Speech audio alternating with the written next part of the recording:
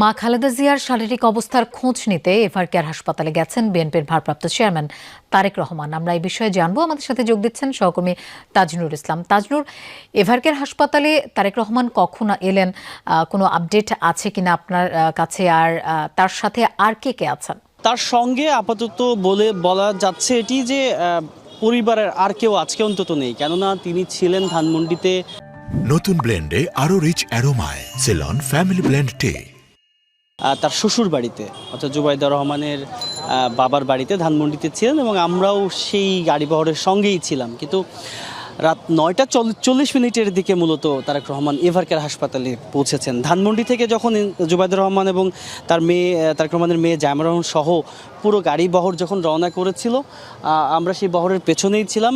কিন্তু জায়মা রহমান এবং জুবাইদুর রহমান মূলত গুলশানের বাসভবনে প্রবেশ করেন, কিন্তু কোনো এক ফাঁকে হয়তো তারেক রহমান